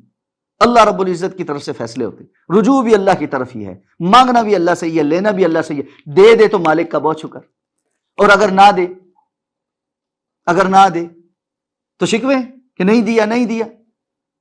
وَمِنَ النَّاسِ مَن يَعْبُدُ عَلَى حَرْفٍ، لوگوں میں سے بعض لوگ ایسے ہیں جو ایک کنارے پہ کھڑے ہو کے اللہ کی عبادت کرتے ہیں، اگر ان کو دے دیا جائے، مل جائے جو وہ مانگ رہے ہیں تو پھر تو کہتے ہیں ہاں ٹھیک ہے، لیکن اگر تھوڑی سی تاخیر ہو جائے تو کہتے ہیں اللہ ہے کوئی، ہم نے اتنی دعائیں مانگی، ہماری بات ہی نہیں مانی، ہمیں دیا ہی نہیں، ہماری مرضی نہیں پوری کی۔ یہ کیسے لوگ؟ ان کا ہم اور غم دنیا ہے، ہم اور غم دنیا ہے۔ اللہ فرماتے ہیں لوگوں میں سے کچھ ہیں جو اللہ سے صرف دعاؤں میں بھی ایک ہی بات مانگتے ہیں، ربنا آتنا فی الدنیا وما لہم فی الآخرۃ من خلاق، اللہ ہمیں دنیا دے، دنیا دے، ان کے لیے آخرت میں کچھ نہیں۔ منہم من یقول ربنا آتنا فی الدنیا حسنہ وفی الآخرۃ حسنہ وقنا عذاب النار۔ دنیا مانگنی چاہیے، اچھی دنیا مانگنی چاہیے، خیر والی، عافیت والی دنیا مانگنی چاہیے، کہ دنیا میں بندہ ذلیل ہو کے پڑا ہوا ہو، محتاج ہو کے پڑا ہو، یہ نہیں، مومن ایسا نہیں ہوتا۔ مومن کی ایک عزت ہوتی ہے، اس کا نفس ہوتا ہے، اور وہ یہ چاہتا ہے کہ اللہ رب العزت اس کو کسی کے آگے ہاتھ نہ پھیلانے پہ مجبور کرے، ایسے حالات نہ ہیں کہ وہ کسی کے سامنے ہاتھ پھیلانے پر مجبور ہو جائے، اس کی عزت نفس ٹھیک رہے، کوئی اگر اس کی مخالفت کر رہا ہے تو اللہ رب العزت اس کو خود کافی ہو جائے۔ لیکن یہ دعائیں اللہ سے مانگنی پڑتی، تو اللہ رب العزت کی طرف رجوع اور اللہ رب العزت کی طرف جو ہے نا اللہ کی شان کے مطابق رجوع، یہ بڑی اہم بات ہے۔ اس کے بعد فرمایا یا ایھا الذین آمنوا لا تأکلوا الربا اضعافا مضاعفا، ایمان والو یہ سود جو ہے نا یہ دگنا چگنا کر کے مت کھاؤ۔ مفسرین کرام کہتے ہیں کہ یہ ایک دم سے احد کے بعد نا ایک آیت میں سود کی ممانعت کا تذکرہ کیوں ہے؟ اس میں حکمت یہ نظر آتی ہے واللہ اعلم کہ مال کی محبت وہ انسان کے اندر بزدلی پیدا کرتی، اور جہاد سے اور قتال سے پیچھے رہنے والے لوگ عام طور پر مال کی محبت میں غرق ہوتے، اور پھر مال میں بھی سودی مال انسان کے اندر بزدلی پیدا کرتا ہے۔ اور جو اللہ کے رسول نے فرمایا تھا کہ قیامت کے قرب میں تم لوگ جو ہے کفار تم پر ٹوٹ پڑیں گے اور تمہارے اندر وہن کی بیماری آ جائے گی۔ پوچھا گیا وہن کیا ہے؟ تو کیا؟ حب الدنیا و کراہیت الموت، دنیا کی محبت اور موت کی کراہت۔ جس قدر دنیا زیادہ ہوگی نا اس قدر موت سے انسان کہے گا ابھی نہیں ابھی نہیں، ابھی تو میرا یہ معاملہ، ابھی تو میرا یہ معاملہ، ابھی تو میرا یہ معاملہ، ابھی تو میں نے یہ انجوائے کرنا تھا، ابھی تو میرا یہ ٹرپ رہ گیا، ابھی تو فلاں رہ گیا، ابھی تو بچوں کے لیے یہ بنانا رہ گیا۔ پھر وہ نا حل میں مزید ہی ہوتا ہے، پھر آگے آگے آگے آگے، پھر بندہ اس میں کھب جاتا ہے۔ تو اس لیے یہاں پر حکمت یہ ہے کہ اللہ نے فرمایا یہ جو تم سود کھاتے ہو نا اس سے بچو، کہ یہ انسان کے اندر مداہنت پیدا کرتا ہے، ڈرپوکی پیدا کرتا ہے، پھر مال، اور یہ طریقہ بھی حرام ہے جس سے بندہ مال کمائے، اضعاف مضاعفہ، یہ بڑھا چڑھا کر۔ اچھا اس سے نا بعض لوگوں کو یہ خیال ہوا اس کا مطلب ہے سادہ سود حلال ہے، یہ بے وقوفی، کیونکہ قرآن مجید کی ایک ہی آیت سارا کچھ نہیں بیان کرتی، دیگر آیات اور اللہ کے رسول صلی اللہ علیہ وسلم کی احادیث سے پورا حکم پتہ چلتا ہے۔ اضعاف مضاعفہ یہ کیا ہوتا ہے کہ بندے نے ایک وقت تک سود پہ پیسے دیے، جب وہ مقررہ وقت آیا جس کو دیے تھے وہ نہیں واپس کر سکا، تو یہ کیا کیا؟ کہا جی اچھا ٹھیک ہے ریٹ اور بڑھا دو اور وقت اور لے لو۔ پہلے تم نے 100 روپے کے پیچھے 110 روپے واپس کرنے تھے، اب تم 2 مہینے کی اور مہلت لو اور 130 روپے واپس کرو۔ کرتے کرتے وہ بندہ اس کی چکی میں ایسا پٹتا تھا کہ جو 100 روپے اس سے لینے تھے اس سے اوپر 300 روپے سود بنا ہوا ہے، ٹھیک ہے، اس سے کئی گنا زیادہ سود بن جاتا تھا۔ اور یہ پھر زمینیں ہتھیاتے تھے، لوگوں کی چیزیں گروی جو رکھی ہوئی ہیں وہ لے لی، جو جس طرح ہمارے ہاں دیہاتوں میں اور یہ انڈیا پاکستان میں خاص طور پہ جب اکٹھا تھا برے صغیر تو یہ مہاجن ہندو جو کام کرتے تھے یہ سارا وہی کام ہے، اور جو آج بینکنگ سیکٹر کرتا ہے کہ جو ہے اس کو اوپر اس کو جو ہے ڈبل ٹرپل کر کر کے اس کو جو ہے نا کریڈٹ فیسلٹی کو بڑھاتے رہتے۔ تو یہ جو سود ہے اس سے بالخصوص منع کیا گیا، اور ویسے بھی سود کا تو 1 روپیہ بھی حرام، 1 درہم بھی حرام۔ آپ صلی اللہ علیہ وسلم نے فرمایا کہ درہم الربا اشد من 36 زنیہ، 1 درہم سود کا یہ 36 مرتبہ زنا کرنے سے زیادہ اللہ کے ہاں جو ہے نا وہ برا ہے، گناہ میں یہ زیادہ ہے، اشد ہے، برابر نہیں ہے، اشد ہے، زیادہ زیادہ شدید گناہ ہے۔ درہم الربا، ایک درہم، 1 درہم۔ کجا یہ کہ انسان اس طرح کے معاملات کے اندر پڑا ہوا ہو، اور آج کل صورتحال یہ ہے کہ کسی کو فکر ہی نہیں، کسی کو فکر نہیں۔ آپ بتائیں بھی کہ یہ چیزیں حرام ہیں، کہتے ہیں جی ساری دنیا کر رہی، یہ یہاں سے نہیں کمانا چاہیے، ساری دنیا کر رہی، یہ دلیل ہے ساری دنیا کر رہی، کوئی دلیل ہے ساری دنیا کر رہی؟ ساری دنیا حرام پر آ جائے بندے کو پھر بھی حکم یہی ہے کہ وہ اللہ کا تقوی اختیار کرے۔ لوگوں کی کثرت کا کسی چیز حرام چیز پر آ جانا اس بات کی دلیل نہیں ہوتی کہ وہ چیز حلال ہو گئی، اس لیے اس سے ڈرنا چاہیے اور جس قدر ممکن اس سے بچنا چاہیے۔ فرمایا اس آگ سے بچو جو کافروں کے لیے تیار کی گئی ہے، اللہ اور اللہ کے رسول کی اطاعت کرو تاکہ تمہارے حال پر رحم کیا جائے، اور کیا کرو؟ سارعوا الی مغفرۃ من ربکم، اپنے رب کی یہ بخشش حاصل کرنے میں ایک دوسرے سے آگے نکلنے کی کوشش کرو۔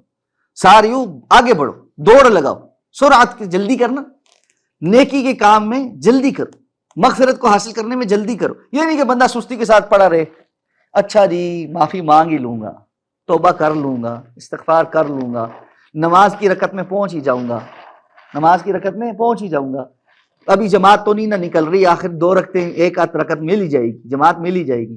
تو نیکی کے ہر کام میں اور مغفرت اور بخشش کے کام میں بندہ پیچھے پیچھے رہے، یہ نہیں حکم، آگے آگے بڑھے، پہلی پہلی صف کا بندہ ہو، سابقون الاولون میں سے ہو، تو پھر جا کر مزہ آتا ہے۔ اور اس جنت کے لیے ارضها السماوات والارض اعدت للمتقین، جس کا عرض جو ہے وہ زمین آسمانوں اور زمین کے برابر ہے اور جو متقین کے لیے تیار کی گئی ہے۔ یہ کون ہے؟ الذین ينفقون فی السراء والضراء، جو تنگی میں بھی ہوتے ہیں تب بھی خرچ کرتے ہیں، آسانی میں ہوتے تب بھی خرچ کرتے ہیں اور تنگی میں ہوتے تب بھی خرچ کرتے ہیں۔ اللہ رب العزت کی ہاں کوانٹٹی نہیں دیکھی جاتی، کوالٹی دیکھی جاتی، کوانٹٹی نہیں ہے۔ بندہ کہے کہ میں زیادہ ہوں گے تبھی اللہ کے رستے میں دوں گا، اسی لیے اللہ کے رسول نے مثال دے کر کہا کہ 1 درہم 1,00,000 درہم پر سبقت لے گیا۔ صحابہ حیران ہوئے، کہا یہ کیسے ہو سکتا؟ آپ نے فرمایا ایک بندے نے 1 درہم اللہ کے رستے میں خرچ کیا، اس کا کل مال تھا ہی 2 درہم، اس نے اپنا نصف مال اللہ کے راستے میں خرچ کر دیا. اور ایک بندے نے 1 لاکھ درہم خرچ کیا، اس کے پاس لاکھوں کروڑوں تھے. وہ تھوڑی سی اس کی ریشو بڑی تھوڑی بنتی تھی، تو وہ 1 درہم اللہ کے ہاں بڑی اہمیت کا حامل ہو گیا. اتقوا النار ولو بشق تمرہ، آگ سے بچو خواہ کھجور کے ٹکڑے کی کوئی اللہ کے راستے میں خرچ کر کے بچو. اس لیے اللہ کے راستے میں خرچ کرنا چاہیے. اپنے مال میں سے ایک حصہ ضرور نکالنا چاہیے کہ بندہ اللہ کے راستے میں خرچ کرے. اور اس کی سب سے بہترین کیفیت تو صحیح بخاری کی وہ حدیث ہے جس میں اللہ کے رسول نے فرمایا ایک بندہ کہیں جا رہا تھا، اس کو بادلوں میں سے آواز آئی کہ فلاں بندے کی زمین کو سیراب کرو. تو وہ بڑا حیران ہوا. اس نے دیکھا ایک بادل کی ٹکڑی آئی، آ کر ایک پتھر سی چٹیل سی جگہ پر برسی، پانی وہاں سے ایک چھوٹے سے ندی کی صورت میں ایسے چلنا لگ پڑا. وہ بھی اس پانی کے ساتھ ساتھ چلنے لگ گیا کہ یہ کیا ماجرا ہے. اس نے جا کے دیکھا کہ ایک بندے کے باغ میں جا کر وہ پانی اس کی زمین کو سیراب کر رہا ہے. اور وہاں اس نے دیکھا کہ باغ میں ایک بندہ جو ہے وہ اپنی زمین میں کام کر رہا ہے. وہ اس بندے کے پاس گیا اور جا کر اس کو سلام دعا کیا، اس کو کہا کہ یہ ماجرا ہوا اور میں یہ دیکھ کر آیا ہوں، تمہارا ایسا کون سا عمل ہے جس کی وجہ سے آسمانوں سے یہ فیصلے ہو رہے ہیں کہ جاؤ بھائی تم فلاں بندے کی زمین کو سیراب. اس نے کہا مجھے اور تو کوئی نہیں پتا، ہاں یہ بات ضرور ہے جس دن اللہ مجھے اس زمین سے فصل دیتا ہے میں اس کے 3 حصے کرتا ہوں. ایک حصہ اللہ کے راستے میں وقف ہوتا ہے، ایک حصہ میں اس زمین پر واپس لگاتا ہوں، اور ایک حصہ اپنے گھر والوں پہ خرچ کرتا ہوں، اپنے جو خرچے ہیں اس پہ کرتا ہوں.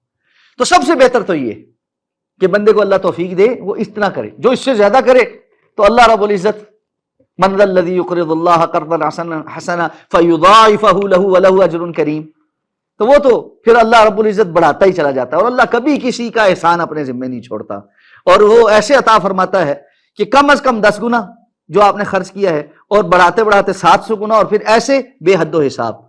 7 سنبلات فی کل سنبلۃ 100 حبہ، جیسے اللہ نے بتایا تمہیں کیوں اچنبھا ہوتا ہے، کیا اللہ ایک دانے سے اگنے والے ایک جو گندم کا خوشہ ہے اس میں 7 ڈالیاں نہیں پیدا کر دیتا، اور ہر ایک ڈالی میں 100 دانے ہوتے، تو ایک دانے سے 700 دانے بن نہیں جاتے؟ تمہاری آنکھوں کے سامنے تو بن جاتے.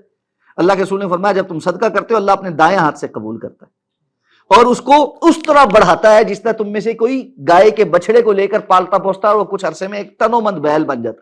بندہ قیامت کے دن حیران ہوگا یا اللہ یہ صدقہ یہ تو میں نے کیا ہی نہیں.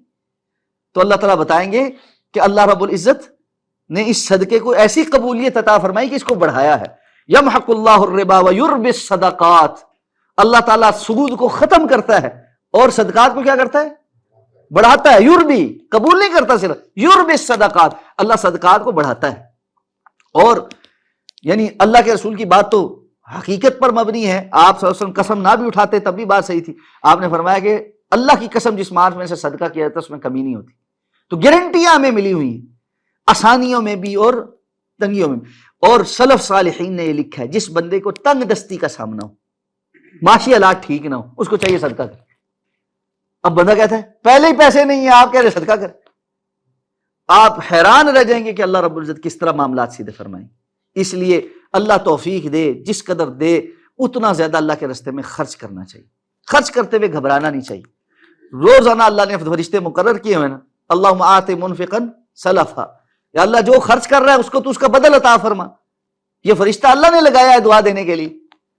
وہ اور دوسری بھی دعا بھی ہے، اللہم آت ممسکا تلفا، یا اللہ روک روک کے رکھنے والے پر کچھ بھیجنا کہ اس کا مال بھی نکلے. اور پھر یہ جو اللہ کے رسول نے فرمایا نا نظر ماننا، یہ بخیل سے اللہ کا مال نکلوانے کا طریقہ ہے. ویسے تو خرچ کرتا نہیں، اللہ مصیبت ڈالتا ہے، پھر کہتا ہے یا اللہ میرا یہ کام ہو جائے نا پھر میں تیرے راستے میں یہ کروں گا، پھر میں اتنا خرچ کروں گا، پھر میں غریبوں کو یہ دوں گا. اس سے بہتر یہ ہے نا پہلے خرچ کرو، پہلے خرچ کرو. تو اس لیے الذین ينفقون فی السراء والضراء والکاظمین الغیظ والعافین عن الناس، جو غصے کو پینے والے اور جو لوگوں سے درگزر کرنے والے. یہ بہت بڑی صفت ہے، غصے کا پی جانا، اس کو کنٹرول کر لینا اور لوگوں سے درگزر کر دینا، یہ بہت بڑی صفت ہے. اخلاق میں سے جو بڑے مشکل کام ہے نا ان میں سے ایک یہ ہے کہ بندہ اپنے غصے پہ کنٹرول کر لے. صحابی آئے اللہ کے رسول سے کہا مجھے کوئی نصیحت کرے، آپ نے فرمایا لا تغضب. کہنے لگے اور کوئی نصیحت کریں، آپ نے فرمایا لا تغضب. ایک اور کہا اور نصیحت کریں، جتنی مرتبہ کہا نصیحت کریں آپ نے ہر مرتبہ کہا لا تغضب، غصہ نہ کیا کر. ایک اور صحابی کو آپ نے فرمایا لا تغضب ولک الجنہ، تو غصہ کرنا چھوڑ دینا، اتنا بڑا عمل ہے اللہ تجھے اس کے بدلے جنت دے گا، صرف غصہ چھوڑ دینے پہ. کیونکہ بندے کی انا جو ہے نا وہ تکبر، وہ اس کو غصہ کی طرف لے کر جاتا ہے. اور دو بندے لڑ رہے تھے، ایک دوسرے کو گالیاں دے رہا تھا، تو اللہ کے رسول نے فرمایا نا مجھے ایک جملے کا پتہ ہے، اگر یہ پڑھ لے نا تو اس کا غصہ چلا جائے، اعوذ باللہ من الشیطان الرجیم۔ تو بندے میں کو غصے کو نا چھوڑ دینا چاہیے، غصہ پالنے سے کچھ نہیں ہوتا، اپنا جو غصہ کرنے والا ہے صرف اپنا نقصان کر رہا ہوتا۔ اور لوگ کیسے ہیں، بات بات پہ غصہ کر رہے ہیں، روڈ پہ جا رہے ہیں، ذرا سی گاڑی کسی نے یوں کر دی، او جی گالیاں، اب اس کو سنائی بھی نہیں دے رہی، اس کو پتہ بھی کچھ نہیں، وہ چلا گیا، غلطی کیا ہوگا اس نے، گالی دینے سے کیا ہوا؟ اس موقع پہ اگر آپ کو تکلیف پہنچی، آپ استغفر اللہ کہیں، لا حول ولا قوت الا باللہ کہیں، اللہ رب العزت سے کہیں اللہ اس کو ہدایت دے، کوئی اچھی بات منہ سے نکالیں۔ اور چوٹ لگ گئی، کوئی درد ہو گیا، کوئی تکلیف ہو گئی، لوگ عجیب عجیب باتیں منہ سے نکالتے اور غصے کر رہے ہوتے۔ غصہ کرنے کا کیا فائدہ؟ وہ ڈگیا کھوتے تو غصہ کو مارتے، گرا گدے سے ہے اور غصہ کو مار پہ نکال رہا ہے۔ بعض لوگ یہ کام کر رہے ہوتے کہ کئی کچھ چوٹ لگ جائے، کچھ ہو جائے، گھر والوں پہ غصہ نکال رہے ہوتے ہیں، دوست قریب جو موجود ہے اس کے اوپر غصہ کرنا شروع کیا، تمہاری وجہ سے یہ ہو گیا۔ بھائی تمہاری وجہ سے کیسے ہو گیا؟ آپ کے مقدر میں کوئی چیز لکھی ہوئی تھی، کام بھی آپ کرے، ہو گیا، اب تمہاری وجہ سے ہو گیا، پھر غصہ غصہ غصہ۔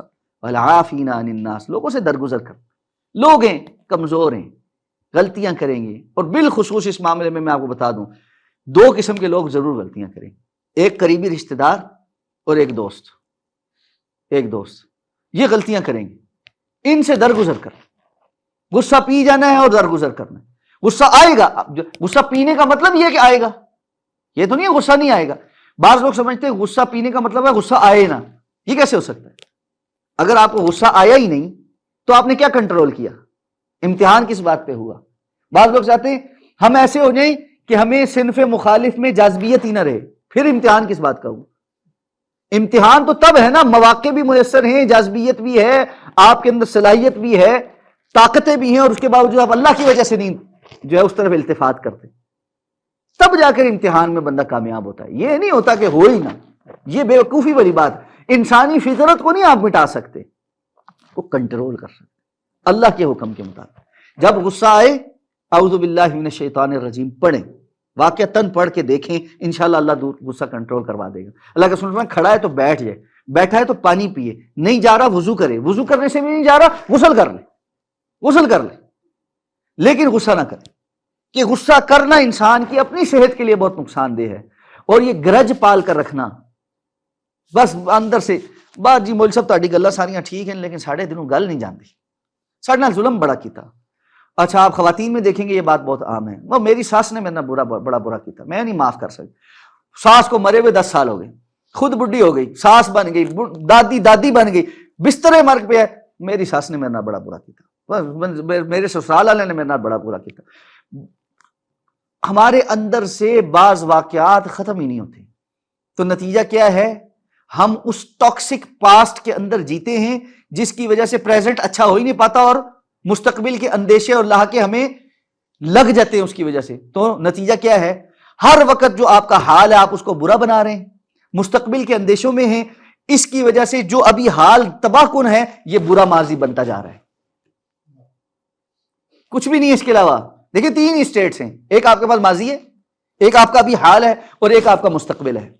آپ کو مستقبل کے اندیشے کیوں ہوتے ہیں؟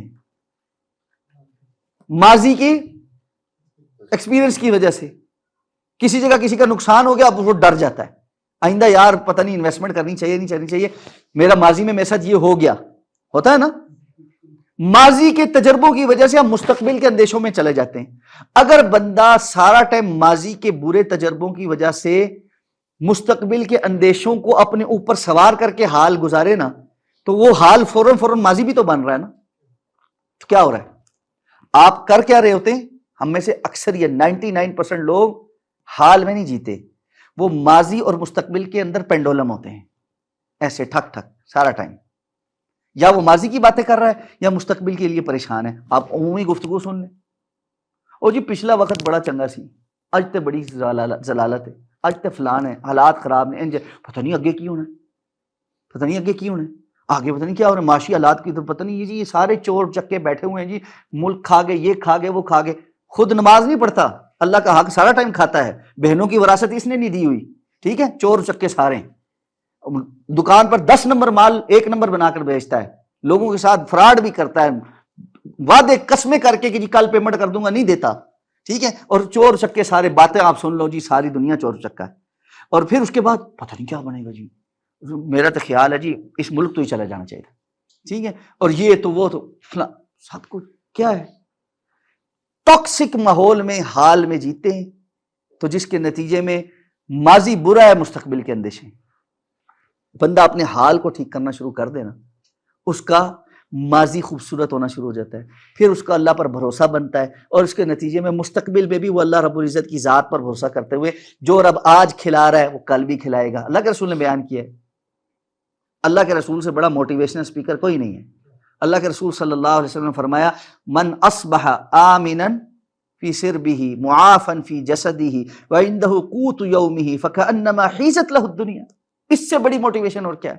آج کی صبح آپ اٹھے ہیں، امن امان ہے، جنگ نہیں ہو رہی، بم نہیں پھٹ رہے، جسم ٹھیک ٹھاک ہے، کوئی موذی بیماری نہیں لگی ہوئی، ہاتھ پاؤں ہڈ پیر سب سلامت ہیں، ہلتا جلتا ہے، بولتے ہیں، سب کچھ اٹھک بیٹھک بھی ٹھیک ہے، نہ کسی ہسپتال میں پڑے ہوئے ہیں نعوذ باللہ، نہ کسی کینسر کے وارڈ میں پڑے ہوئے ہیں، نہ ہارٹ کے وارڈ میں پڑے ہوئے ہیں، نہ سرجری ہو رہی ہے، نہ کچھ ہے، بالکل ٹھیک جسم کے ساتھ اٹھیں۔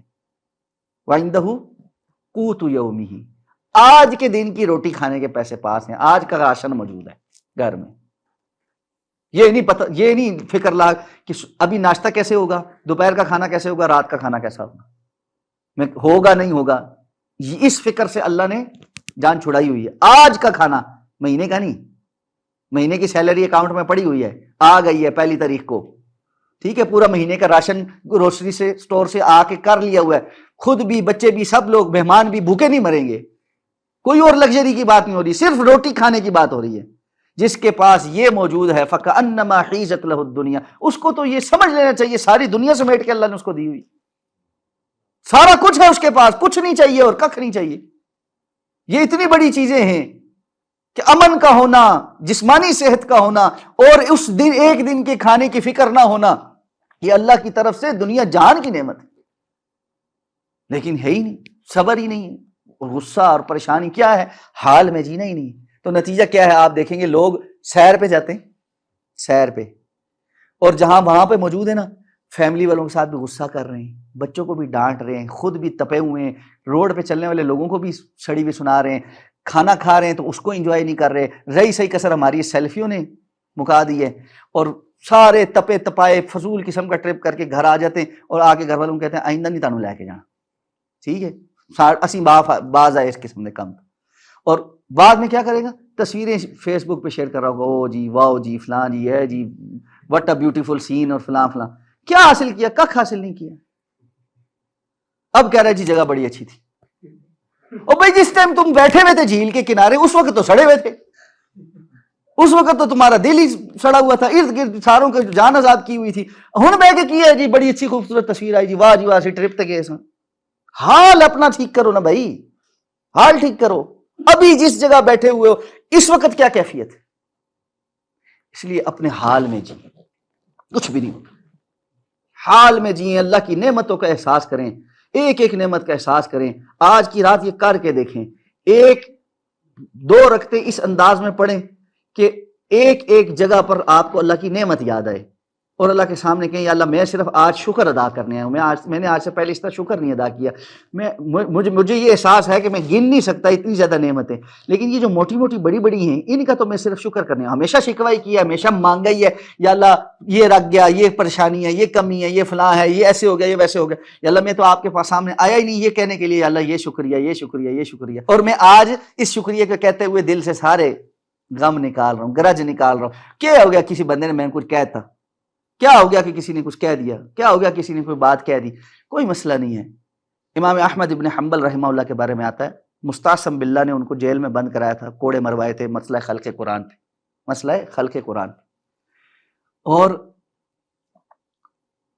امام احمد کہتے ہیں کہ مجھے 80 ایسے کوڑے مارے گئے جن میں سے ایک کوڑا بھی اگر کسی ہاتھی کو مارا جاتا وہ مر جاتا، ٹھیک ہے، ایک رات کو بے تحاشا رو رہے، ان کے ایک شاگرد پاس تھا، انہوں نے کہا کہ امام صاحب رات کو ہم نے آپ کو آج بہت زیادہ روتے ہوئے دیکھا ہے تہجد میں، کیا وجہ تھی آپ رو رہے تھے؟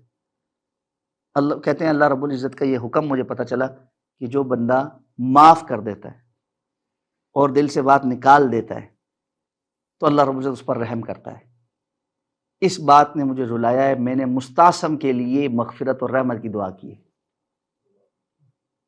آپ سوچیں کہ ہمیں کوئی انگلی لگائے اور ہم اس کو دنیا میں معاف کر دیں، معاف ہی نہ کر دیں، اس کے لیے اللہ سے بخشش اور رحمت مانگیں۔ بہت بڑا احسان کوئی بندہ یہ کرے گا، کہے گا اچھا جان میری میں تینوں معاف کیتا، آئندہ شکل نہ بکھائی میں نے، یہی بات ہے نا۔ بڑا احسان کر کے ہم کہتے ہیں جی اچھا ٹھیک ہے معاف کیا جاؤ، آئندہ نہ میرے سامنے آنا۔ مغفرت کی دعائیں، رحمت کی دعائیں، اس لیے بندے کو دل بہت بڑا کرنا چاہیے، بہت بڑا دل کر لیں، اللہ رب العزت کی طرف لو لگا لے، دل بڑا ہو جائے۔ جس دل میں اللہ رب العزت کی عظمت، شان اور ہیبت ہونا، وہ ہے ہی اتنی بڑی کہ وہ چھوٹا ہو ہی نہیں سکتا، وہ بہت وسیع ہو جاتا ہے، وہ بہت بڑا ہو جاتا ہے۔ اس کو پتہ ہے مجھے کہاں سے کیا مل رہا ہے، پھر وہ حضرت عثمان والے فیصلے کرتا ہے کہ نہیں تم تھوڑا مجھے آفر کرے، مجھے کہیں سے اور سے زیادہ آفر، پھر مجھے کہیں اور سے زیادہ آفر ہے۔ پریشان ہو گئے کون ہے جو ہمارے علاوہ آفر کرنے والا؟ انہوں نے کہا اللہ رب العزت کی طرف سے مجھے آفر ہے، اس سے بڑھ کر اللہ مجھے اس سے زیادہ دے۔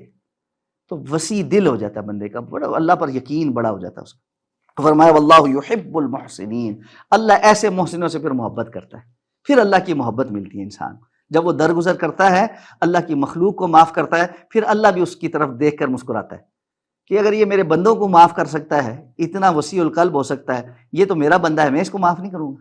وہ جو حدیث میں آتا ہے کہ بندہ تھا کاروباری تھا، اور قیامت کے دن جب اللہ کے پاس پہنچے گا تو کہے گا، اللہ پوچھیں گے کہ کوئی نیکی ہے، اور وہ کہے گا یا اللہ کوئی اور نیکی تو نہیں ہے، صرف اتنی ہی ہے، میرا لوگوں کے ساتھ لین دین رہتا تھا، میں جب اپنے اہلکاروں کو بھیجتا تھا تو ان کو کہتا تھا لوگوں کے ساتھ نرمی کرنا، جو تنگ دست ہوا اس کو معاف کر دینا، جس نے مہلت مانگی اس کو مہلت دے دینا، یا اللہ بس یہی نیکی ہے۔ اللہ فرمائیں گے اگر تو میرے بندہ ہوتے ہوئے میری مخلوق کے ساتھ اتنی نرمی کر سکتا ہے، میں مالک ہوتے ہوئے تیرے ساتھ نہیں کر سکتا، جا میں نے تجھے اس بات پہ معاف کی۔ جو نرمی ہے نا زندگی، اس سے حلم اور نرمی، معاملہ فہمی اور نرمی اخلاق، اس سے قیمتی کوئی چیز نہیں۔ اپنی زندگی میں نرم ہو جائے، سختی کو ختم کر دے، تو اللہ رب العزت جو عطا فرمائے گا، اللہ کے رسول نے فرمایا اللہ نرمی پہ جو کچھ دیتا وہ سختی پہ نہیں دیتا، وہ سختی پہ نہیں دیتا۔ اس لیے اپنے گھر بنے، اور سب سے زیادہ حقدار اس کے نا اپنے گھر والے، بیوی، بچے، ماں باپ، بہن بھائی، رشتہ دار، قریبی دوست، جو قریبی بندے کا جو فائدہ ہے نا، درخت کا سایہ سب سے پہلے قریبی زمین پہ پڑتا ہے نا، تو فائدہ پہنچنا چاہیے، قریب پہنچنا چاہیے۔ اللہ فرماتے ہیں وَإِذَا وَالَّذِينَ إِذَا فَعَلُوا فَاحِشَةً أَوْ ظَلَمُوا أَنفُسَهُمْ ذَكَرُوا اللَّهَ، اور پھر اس سب کے باوجود اگر کسی ٹائم کوئی فحش کام ہو جائے، کوئی نظر پڑ گئی، کوئی غلطی ہو گئی، کوئی زبان سے غلط الفاظ نکال دیے، کسی کو گالی دے دی، کسی کی غیبت چغلی کی، اور اس کے بعد ایک دم ذکر اللہ، وہ اللہ کو یاد کرتے ہیں، پھر کیا کرتے ہیں فاستغفروا لذنوبہم۔ فاستغفروا کا جو لفظ ہے نا، یہ اس بات کی طرف ہے اللہ کی یاد آتے ساتھ ایک دم وہ اللہ سے استغفار کرتے، لمبیاں نہیں لاندے، فوراً ہی ایک دم۔ بندے کے ذہن سے نا بسا اوقات شیطان ہے نا اور نفس ہے، غلط بات کہتے ہوئے بولتے ہوئے ایک دم نا بندے کو جو ہے نا وہ ہو جاتا ہے، بھول جاتا ہے، گویا وہ اللہ کا بندہ ہے، وہ بھولا ہوا ہوتا ہے اس ٹائم، ایک دم ذکر اللہ، وہ اللہ کو یاد کرتا ہے، اللہ اس کو یاد آ جاتا ہے، فاستغفروا لذنوبہم، اسی وقت استغفر اللہ پڑھ، جیسے یاد ہے فوراً۔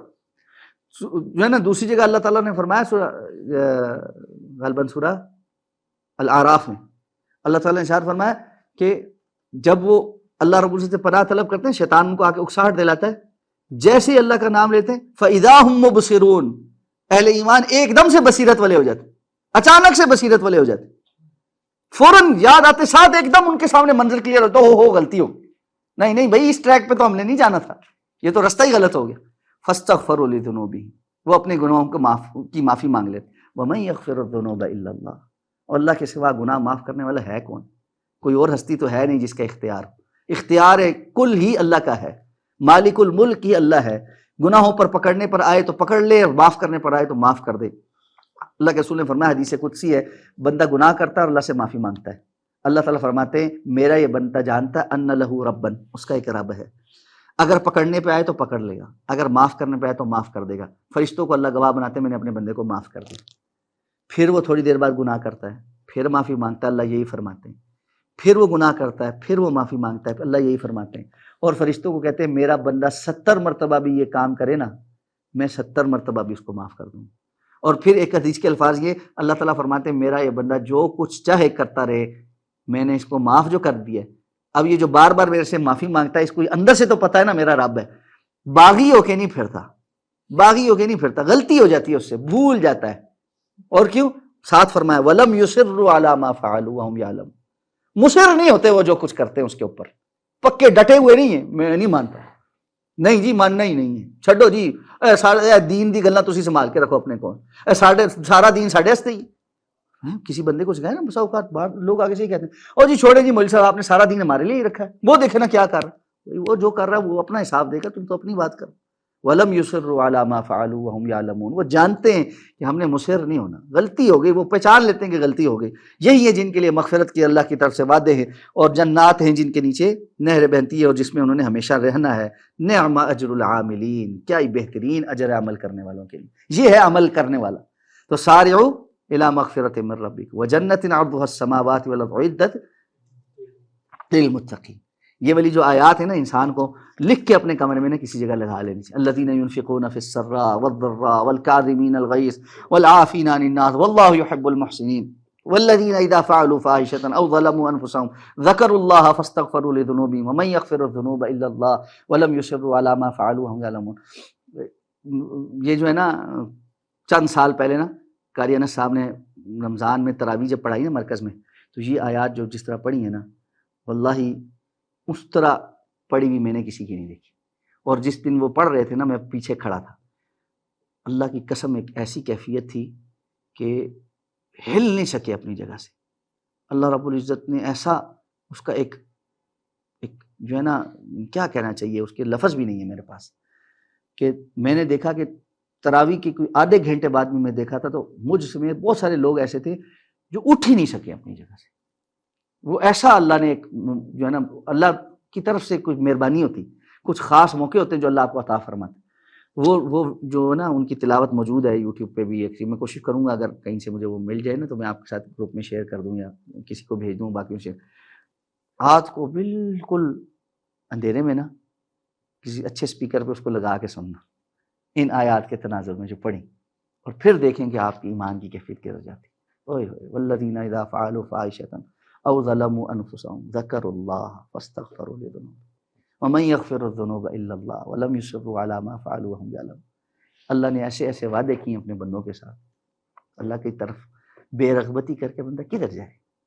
یہ ناشکری ہے، یہ اللہ رب العزت کی ناقدری ہے. وما قدر اللہ حق قدری، لوگ اللہ کی اصل قدر کرتے ہی نہیں جیسے اس کی قدر کرنے کا حق ہے. وہ بڑا قدردان، وہ بڑا قدردان. وہ اپنے بندوں کی ان ساری بے وفائیوں کے باوجود 70 سال کی بے وفائی کے بعد بابا آ کر کہتا ہے یا اللہ جاندی کر دے، مینوں چھڑ دے، معاف کر دے. وہ کہتا ہے جا جاندی کر دے، چھڑ دی. وہ اللہ رب العزت تانے بھی نہیں دیتا، بندے کو جتلاتا بھی نہیں ہے کہ تو نے یہ کیا یہ کیا، بس وہ ایک دفعہ پہ آنے پہ ہی راضی ہو جاتا ہے. بڑا ہی آسان ہے اللہ کو راضی کرنا. اللہ میں اس کی توفیق عطا فرما دے. سبحانک اللہم و بحمدک، نشہد ان لا الہ الا انت، نستغفرک و نتوب